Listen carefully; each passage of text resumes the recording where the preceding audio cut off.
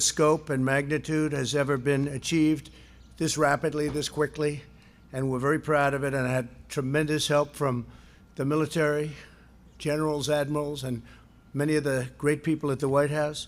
Operation Warp Speed is unequaled and unrivaled anywhere in the world, and leaders of other countries have called me to congratulate us on what we've been able to do, and we've helped many countries with their ventilators and all of the problems they were having, and I'd like to congratulate everyone involved in this effort. It's been an incredible effort.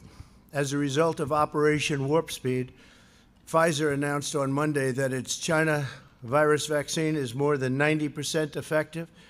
This far exceeds any and all expectations. Nobody thought they'd get to that level. And we have others coming which we think will be at equal level, maybe more if that's possible. In July, my administration reached an agreement with Pfizer to provide $1.95 billion to support the mass manufacturing and distribution of 100 million doses, with the option to purchase a total of 600 million doses shortly thereafter. Our investment will make it possible for the vaccine to be provided by Pfizer free of charge.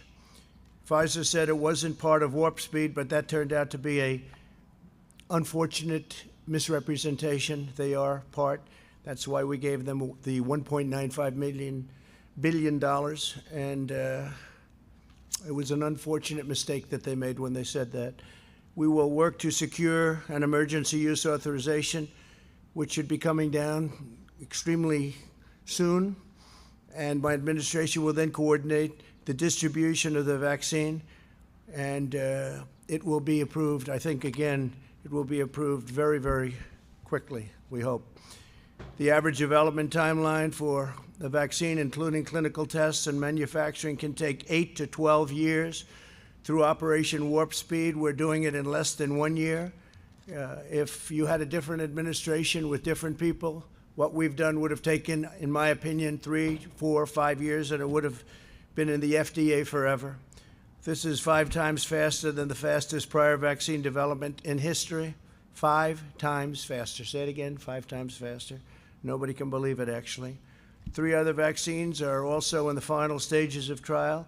They'll arrive within a few weeks, and they will also be mass-produced, and the delivery will be very rapid. We're ready to go. The vaccine will be distributed to frontline workers, the elderly, and high-risk Americans immediately. It will be a matter of weeks. Get out very, very much ahead of schedule. Any schedule that I said we're going to be far ahead of that. We know that this virus primarily targets older populations and those with underlying health conditions, while over 99.98% of those under the age of 50 make a full and quick recovery. By giving the vaccine to high-risk individuals right away, we will dramatically reduce hospitalizations and deaths. Case levels are high, but a lot of the case levels are high because of the fact that we have the best testing program anywhere in the world. We've developed the most and the best tests, and we test far more than any other country, so it shows, obviously, more cases. By vaccinating the elderly and the high risk, we will effectively end this phase of the pandemic and allow seniors to reclaim their golden years, the golden years of their lives, which is so incredible. And it's about time that they can have those golden years. Again, this process is starting right away. Millions of doses will soon be going out the door. They're all ready, waiting for that final approval.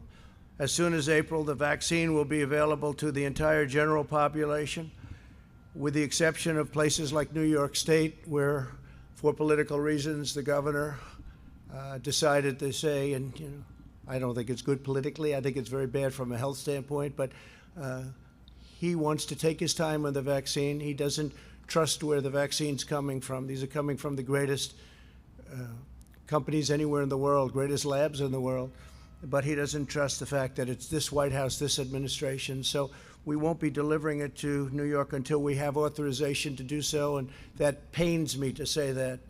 This is a very successful, amazing vaccine at 90% and more. But so the Governor Cuomo, will have to let us know when he's ready for it. Otherwise, we can't be delivering it to a state that won't be giving it to its people immediately. And I know the people of New York very well. I know they want it. So the governor will let us know when he's ready. He's had some very bad editorials recently about this statement and what's happened with respect to nursing homes and his handling of nursing homes. And I hope he doesn't handle this as badly as he's handled the nursing homes. But we're ready to provide it as soon as they let us know that they'll actually use it. And again, it's a very safe and a great vaccine. Already we have among the lowest case fatality rates our country anywhere in the world, the entire world, and we've performed significantly better than our peer countries. As far as therapeutics are concerned, my administration's also made critical investments in therapies that have helped reduce the mortality rate by 85%. That's, to me, one of the most exciting things. It's incredible, some of the antibody vaccines and others that have come out and have really helped people. 85%. Last month, the FDA approved remdesivir, and we've secured enough remdesivir to treat 850,000 patients. My administration finalized an agreement with Eli Lilly to purchase the first doses of their antibody therapy, which shows amazing results. This treatment will be available completely free of cost to patients. 5,000 units have already been shipped, and many more are going out the door as we speak. We've also reached an agreement with AstraZeneca for the large-scale manufacturing of their antibody treatment, which is excellent. We expect to issue emergency use authorizations for a number of additional treatments in the near future. Tremendous promise, but remember the 85% number. That's an incredible number, but we have some tremendously promising drugs online and ready to come out. We have ensured that our frontline workers have all the tools they need. My administration's invoked the Defense Production Act and related authorities over 100 times and have made a historic investment into our industrial base. All states that requested PPE from the federal government have received the PPE almost immediately upon request. Every American who needed a ventilator has had access to a ventilator. Think of that. Very complicated piece of equipment, very expensive. And we haven't had one person in this whole country that has requested or needed a ventilator that hasn't had it. Every single request has been immediately filled. So that was something that was a great job. And now we're helping the rest of the world with ventilators because it's a very hard thing. We're producing them thousands of ventilators a month. The federal government has 22,000 beds immediately available for states and jurisdictions that need additional capacity. But we think that it's going to start going down, possibly very quickly. We'll see what happens. But with the vaccine, you'll see numbers going down within a matter of months, and they'll go down very rapidly. As we continue to combat the virus, our economy is rebounding far beyond any expectations. I see the stock market's up almost 400 points today again, and it's ready to break the all-time record. Our jobs records are incredible. The job numbers are incredible. In the last 6 months, we've created over 13 million jobs and slashed the unemployment rate by more than half. Last quarter, we witnessed the fastest economic growth ever recorded in the history of our country, 33.1%. It's a number that is more than double our highest. That was in 1952, and we've more than doubled it. The United States experienced the smallest economic contraction and the most rapid economic recovery of any major Western nation. We went down less and we went up more, which is quite a combination of facts. While healthy Americans have gone back to work and to school, we continue to spare no expense to protect the elderly and the vulnerable. According to some estimates, a national lockdown costs $50 billion a day and hundreds of thousands of jobs every single day. Ideally, we won't go to a lockdown. I will not go. This administration will not be going to a lockdown. Hopefully, whatever happens in the future, who knows which administration it will be. I guess time will tell. But I can tell you this administration will not go to a lockdown. There won't be necessity. Lockdowns cost lives, and they cost a lot of problems. The cure cannot be, you got to remember, cannot be worse than the problem itself. And I've said it many times. And when you look at what happens during a lockdown, I just say it very loudly. It's horrible what happens with drugs, alcohol, depression, loss of jobs, business closures. It's a terrible thing.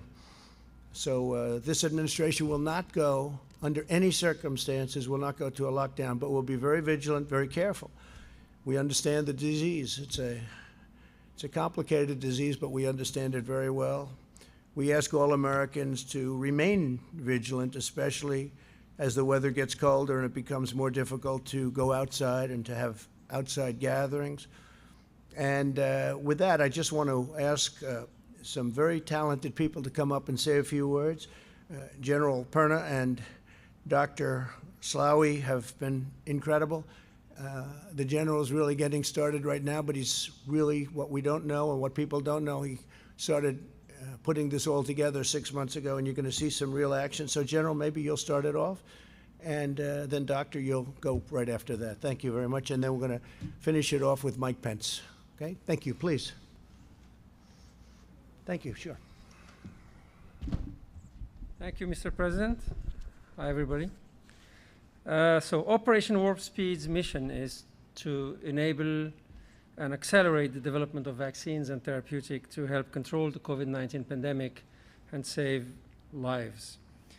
On May 15th, almost 6 months ago to the day, we stated the goal of the operation, which was to have vaccines and therapeutics available and approved for use in the US population by the end of the year 2020.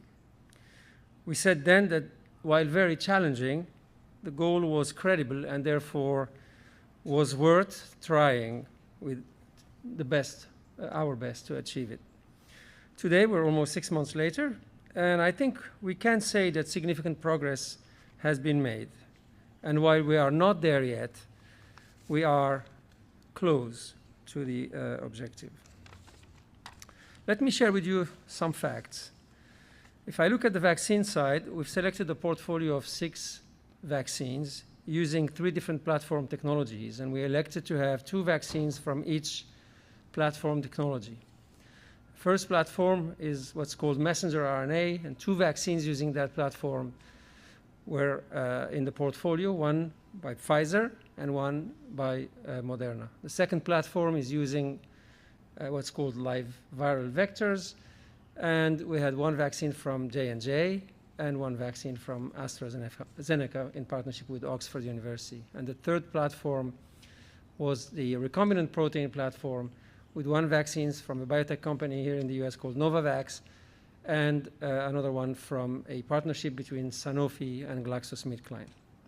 These vaccines are now, 6 vaccines are all in the clinical development stages, and 4 of them are in phase 3 trials. And of the 4 that are in phase 3 trials, 2 have effectively completed enrollment in the phase 3 trial, and one of the 2 has announced on Monday, to, I think, thrilling information, that they had 90% efficacy. That was the Pfizer vaccine, demonstrating that vaccination is possible against COVID-19, that the kind of choices we have made in terms of the antigen selected was effective and made us optimistic that other vaccine may also be effective. On Wednesday, the same week, just this Wednesday, Moderna, the other company with the vaccine using similar platform technology, messenger RNA, announced that they have achieved the number of cases in their trial to allow for a first interim analysis, and I would expect that shortly, probably next week, we may hear what I hope to be another very good information regarding an efficacious vaccine. The 2 other vaccines that are in phase 3 trial that are using the live vector platform, the J&J vaccine and the AstraZeneca vaccine, have recruited already a few thousand subjects in their trials. I would like to take this opportunity to invite as many Americans as possible who would like to volunteer to participate in these clinical trials, as that's the only way we are able to achieve a demonstration of the safety and the efficacy of these vaccines. The last 2 vaccines, the recombinant protein vaccines, are planned to start their phase 3 trials within the next few weeks.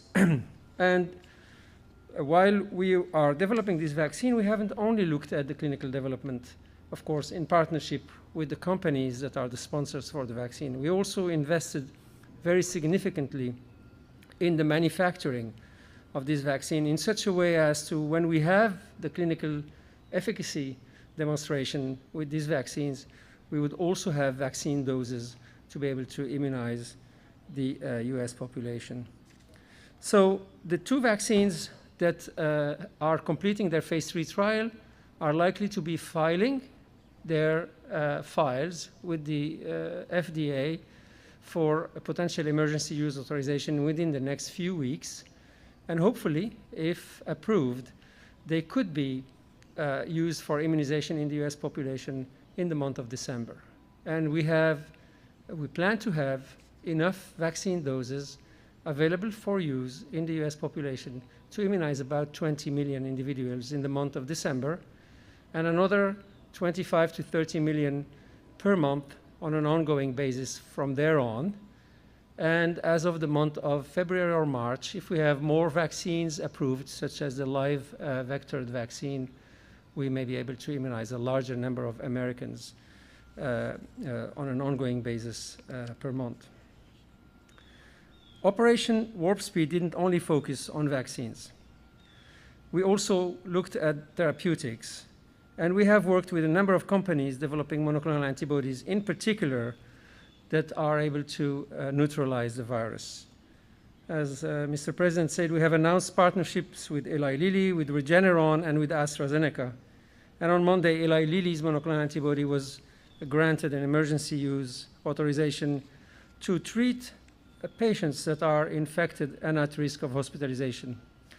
The Regeneron monoclonal antibodies have been also filed for emergency use authorization, which is currently under review and is potentially reaching approval within the next few weeks. And finally, AstraZeneca just in the last few days has received a green light to start 2 large phase 3 trials with their monoclonal antibodies supported by Operation Warp Speed to prevent the acquisition of COVID-19 disease in very frail subjects or in very high-risk subjects as a protective alternative to a vaccine. So, potentially 2 vaccines and 2 therapeutics may be granted an emergency use authorization before the end of this year. I think it's a remarkable achievement within a period of 6 to 7 months. It is important to note that this progress has been achieved without any political interference. I said it many times. And at every step has been and is being judged by independent expert bodies, whether it's when the FDA grants the green light to go into clinical trials, or whether when the data safety monitoring boards review the safety of the studies on an ongoing basis and sometimes put them on hold, as I'm sure you have witnessed with the AstraZeneca vaccine, for instance. And these same data safety monitoring boards are the independent boards of experts that analyze the efficacy of the vaccines and the safety of the vaccines and tell the companies whether they should progress with the filing of an emergency use authorization or not. So it's not the companies, it's not Operation Warp Speed, it's not the US government, it is independent experts that assess the safety and the efficacy of the vaccines that are being tested. And when the FDA will review these vaccines and these therapeutics, they will also have the advice, public advice, from boards. One of them is called the VRPAC, that is the advisory board to the FDA for vaccine reviews. After review of the data transparently and available to everybody to look into, before the FDA then make its decision to either authorize a vaccine or not authorize it. On that basis, I personally feel very comfortable to say that the vaccines and the therapeutics that we have helped develop and accelerate will be judged independently, and if approved, should be used by all in the population. Because I believe vaccination is likely to be the cornerstone among all the other measures that we have to take to help us really control this pandemic. I will now pass to my co-leader, General Perna, who will tell you more about the support that the operation has provided to manufacturing of the vaccine and also to their distribution. Thank you very much.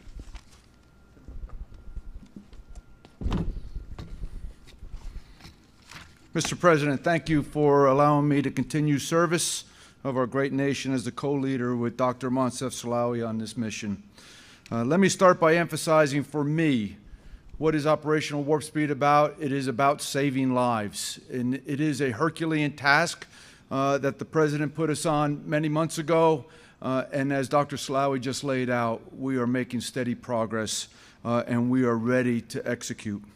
Through the whole of American approach, we have leveraged the best of nation in federal government, local, states, industry, and academia to expand the capacity and capability to achieve our mission. It has been powerful. We have capitalized on the best contracting, logistics, and planning experts available to synchronize and integrate all phases of the operation, from development of the vaccine, manufacturing of the vaccine, and finally distribution of the vaccine. 6 months ago, the capacity did not exist in our nation's pharmaceutical production base. We went to work building brick and mortar manufacturing facilities, bringing in the right specialized machinery and equipment, and prioritizing supply chain materials through the Defense Production Act. Today, we expect to have tens of millions of doses immediately following EUA, and we will distribute them as soon as the FDA applies the EUA. We will do that within 24 hours of the EUA. We are harnessing the strength of commercial industry and the existing vaccine delivery capabilities and infrastructure. Our nation deserves this. Vaccines will be allocated pro rata by population so that we ensure fair and equitable across. We need the states who are part of the planning to accept the vaccine. We are working closely along with the CDC, the 64 jurisdictions and states to ensure vaccine can safely and quickly get to those who need it first. And then we have plans to ensure that it spreads exponentially across our country and that no place is left without a vaccine. At the end of the day, our success is going to be judged by the availability of the vaccine as shots go in arms. It is the partnerships we have formed with the pharmaceutical companies like Pfizer and Moderna, distribution companies like McKesson, FedEx, and UPS, and pharmacies like CVS and Walgreens that have agreed to do things differently, to think, how can we get this to the American people in the most rapid and expeditious way? We will be successful because of this all of America approach, this collaboration, this effort that everybody is leading towards. I will end where I started. This is about saving lives, the lives of the great American people. And we will not rest until we are successful and that we have irreversible momentum to returning our nation back to normal. Thank you, Mr. President. Thank you, General, very much. Great job. Alex, please.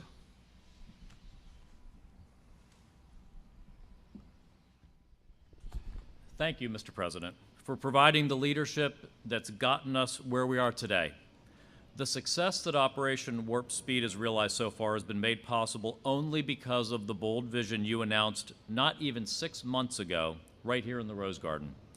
To highlight 3 of the remarkable accomplishments we've seen just this week. First, Pfizer announced very promising data on its vaccine candidate. Second, the FDA authorized and we have begun to distribute and administer Eli Lilly's monoclonal antibody to help Americans at risk for serious disease stay out of the hospital.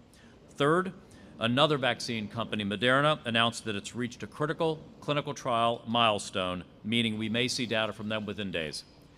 Back in the spring, we were told by all of the experts that a vaccine was a year or a year and a half away, and the announcements I just highlighted would have been unthinkable. The President said that's not acceptable, And thanks to the support he's provided, we're now on track to deliver a safe and effective vaccine to our most vulnerable this year.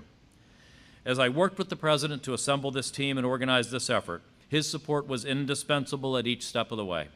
We went out and found the very best people on the planet to do the job, who you just talked with. Dr. Slaoui, the world's most successful vaccine developer. General Perna, one of the world's most qualified logistics leaders. When I first talked to Dr. Slaoui and General Perna about our goals and recruited them to this effort, we dreamed of being at the point we're at today, on track to achieve the incredibly ambitious goal we set together. The President gave us the full financial support we needed, enabling us to invest more than $10 billion to de-risk vaccine companies' development efforts and manufacture product in advance. Our completely unprecedented partnership with the Defense Department has given us a comprehensive public-private plan for distribution and helped each Operation Warp Speed vaccine maker secure what they needed for manufacturing, including Pfizer's ongoing production this week. Operation Warp Speed has always had one goal: saving lives. The President has given OWS the independence it needs to achieve that goal and ensured that we're following the procedures that Americans expect for any medical product they take. At every step, ensuring patient safety has been our top priority. This process has been driven solely by science and data. So it's a shame that some, one example being the governor of New York, have actually injected politics into the process and suggested the possibility of intentionally delaying access to an FDA-authorized vaccine, which is simply unconscionable. Because the President has delivered the full funding we need, the best people on the planet, and real independence for this project, Operation Warp Speed is doing something that's never been done before in history. This success means there is light at the end of the tunnel. Right now is not the time to let our guard down. We continue to encourage Americans to follow the 3 W's. Wash your hands, watch your distance, wear a mask when you can't watch your distance, and avoid settings where you can't do those things. Because of the incredible American spirit, because of what great scientists and public servants and innovators have done through Operation Warp Speed, we have such a bright future ahead of us. If we continue to protect ourselves, our families, and our communities, then I firmly believe that future will be here very soon. Thank you, Mr. President, for making that very bright future possible for the American people. Thank you very much. Appreciate it. Thank you. Mike Pence, please.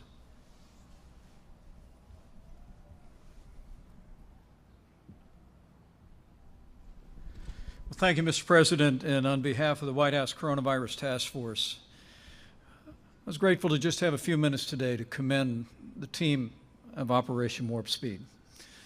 It was your vision that we could harness the ingenuity and the creativity of America's greatest pharmaceutical and research companies to speed in record time a vaccine that would save American lives. You told the American people that we would have a vaccine before the end of the year, and some scoffed at that timetable. But I can tell you the team on Operation Warp Speed didn't. These great research companies didn't. And as you've articulated here, Mr. President, the American people can be comforted with all the news this week that help is on the way, that literally pending FDA approval of the Pfizer vaccine and perhaps very soon another vaccine that will be submitted by Moderna and even other companies that before the year is out, we'll be able to administer a vaccine to tens of millions of Americans, as you've said, Mr. President, beginning with those most vulnerable, beginning with our seniors all across this country, beginning with our healthcare workers and first responders at the point of the need. It is an unprecedented medical mobilization, the greatest in the history of our country, and I join you in commending this team. Let me also say, Mr. President, that the White House Coronavirus Task Force will be meeting with our nation's governors in our regular conference call this Monday. We'll be reviewing with them the progress on the development of a vaccine, our plans for distribution, but we'll also be reviewing each and every state's specific plans for distributing the vaccine. Continue to urge governors to have those plans developed and prepared and ready for immediate implementation. And finally, Mr. President, as we see cases rising around the country, as we see hospitalizations rising around the country, I want to encourage the American people with the news that as we have done from the very beginning, we're going to continue to move heaven and earth to make sure that your family has access to the level of health care that we'd want any one of our members of our family to have. I spoke to FEMA today, and as we heard reported at our last task force meeting, Mr. President, we're receiving requests from states for PPE, for personnel, but we're meeting all of those requests. And according to our team on the ground, we continue to believe that we'll be able to meet the requests for PPE and equipment, both from the Strategic National Stockpile, also from the commercial market, to make sure that those needs are all met.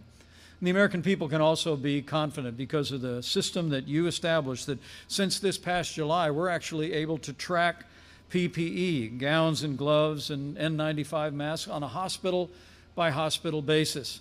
So we can continue to deliver, as you said, Mr. President, on that extraordinary record in America where no American who's ever required a ventilator has ever been denied a ventilator. No American who's ever required an ICU bed has ever been denied an ICU bed. So the good news today through Operation Warp Speed, Mr. President, is help is on the way. It's on the way right around the corner. As one of the members of our task force said recently, the cavalry is coming. But we want to encourage every American that we're going to continue to make sure that our healthcare system has the resources to support the equipment and supplies that they need. And we also, Mr. President, as we see cases rising, particularly in the heartland of this country, but in communities all across America, we encourage every American, as the Secretary did and as you have, continue to practice good hygiene, wash your hands, practice social distancing, wear a mask when that's not possible. We all have a role to play. We all know what to do to protect the vulnerable, to look after our families and our neighbors and friends. And we encourage every American, with all the good news this week, to continue to be persistent in putting the health of yourself, your family, your neighbors, co-workers, and friends first. And we'll get through this, and we'll get through this together. Thank you, Mr. President. Thank you very much, Mike. And thank you, everybody. Thank you very much.